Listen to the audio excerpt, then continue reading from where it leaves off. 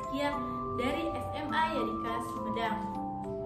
Di sini saya akan menceritakan sebuah dongeng dari Jawa Barat yang berjudul Lutung Kasarung. Pada zaman dahulu, di kerajaan Pasir Batang hiduplah seorang raja bernama Prabu Tapa Agung. Raja tersebut memiliki 7 orang putri dan 2 di antaranya masih tinggal di kerajaan Pasir Batang. Lalu sang raja ingin mewariskan tahtanya kepada salah satu di antara mereka.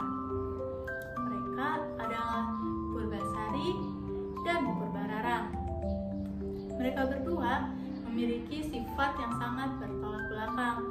Purbararang adalah seorang yang sombong dan mendengki, sementara Purbasari adalah orang yang sangat ramah dan baik hati.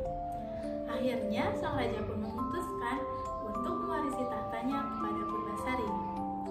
Purbararang tak terima dengan keputusan sang raja.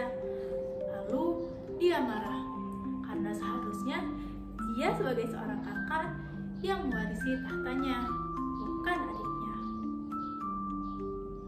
Setelah itu raja pun menjelaskan bahwa dia tidak melihat sulung atau bungsunya, tetapi dia memilih Purbasari lantaran Purbasari memiliki akhlak yang jauh lebih mulia.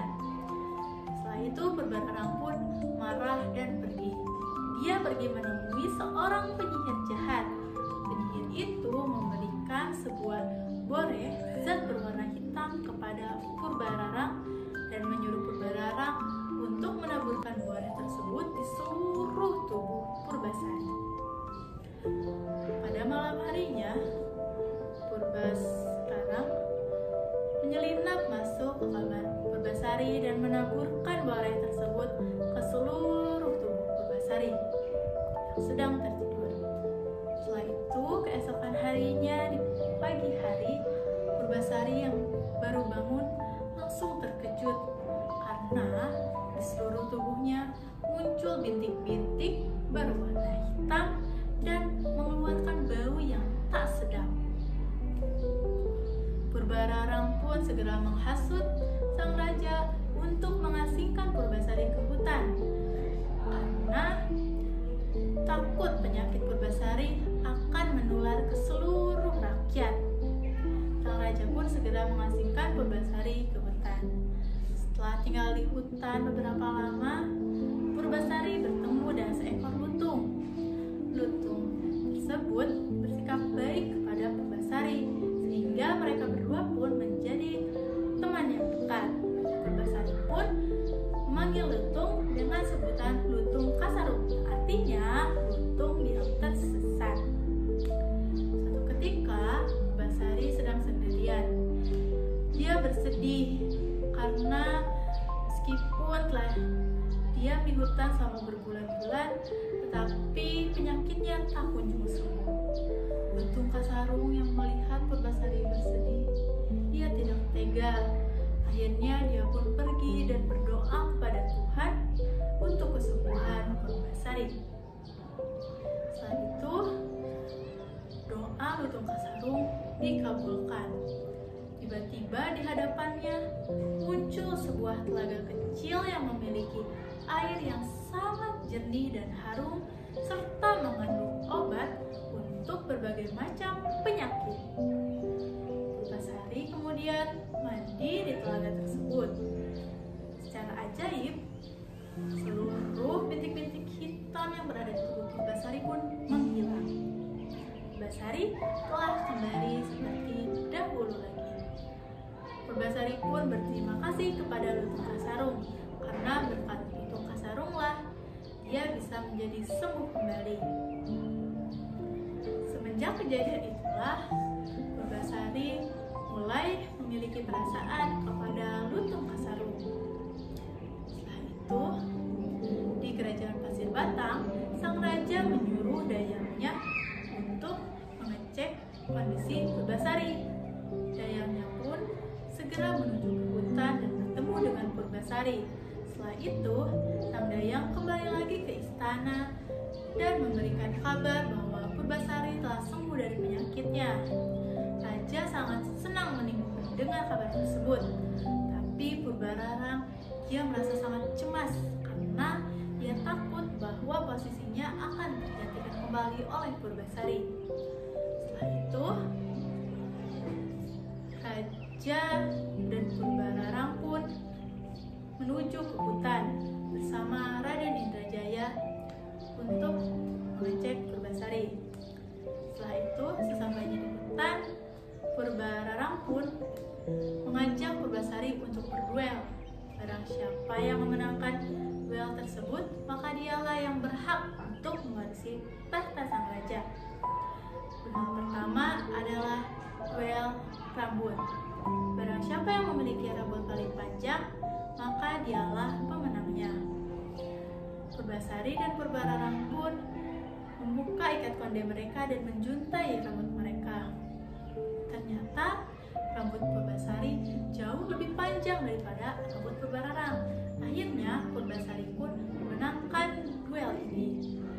Purbararang yang tak terima dengan kekalahannya akhirnya mengajak Purbasari untuk berduel lagi. Duel kedua adalah duel para serupawan antara calon suami mereka. Tapi Purbasari tidak memiliki calon suami. Akhirnya dia pun menunjuk Guntung Kasarung sebagai calon suaminya. Duel ini akan dilaksanakan di hadapan seluruh rakyat. Purbasari menyadari bahwa dirinya tidak akan memenangkan duel ini, sehingga dia pun berbisik pada Lutung Kasarung. Lutung Kasarung, aku menyukaimu, dan apapun yang terjadi, aku ingin kau menjadi calon suamiku. Lutung yang mendengar hal tersebut langsung tersentuh hatinya.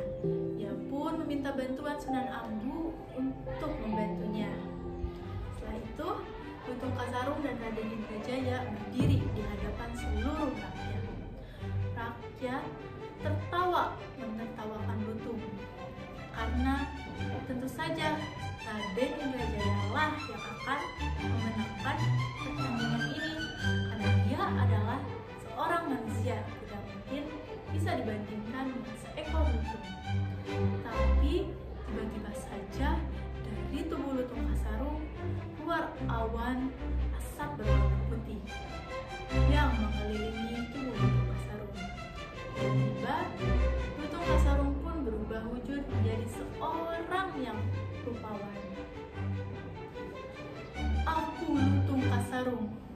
Aku sebenarnya adalah Sang Hyang Buruminda. Dan aku dihukum oleh ibuku menjadi seekor lutung. Dan berkat perasaan tulus Purbasarilah aku menjadi manusia kembali. Saat itu semua orang yang menyaksikan Lutung Kasarung yang berubah menjadi Sang Hyang Buruminda pun terkejut. Mereka semua akhirnya mendukung Sang Hyang Buruminda dan Purbasari. Purbararang pun merasa takut dan cemas. Dia takut diusir oleh Purbasari.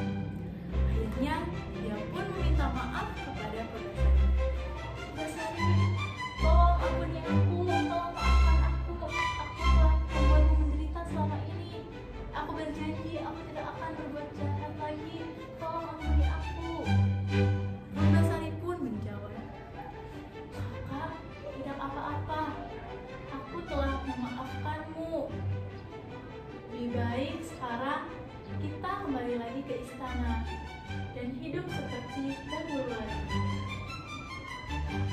Akhirnya, Prabu Tapa Agung pun memutuskan bahwa yang akan mewarisi tahtanya adalah Purbasari.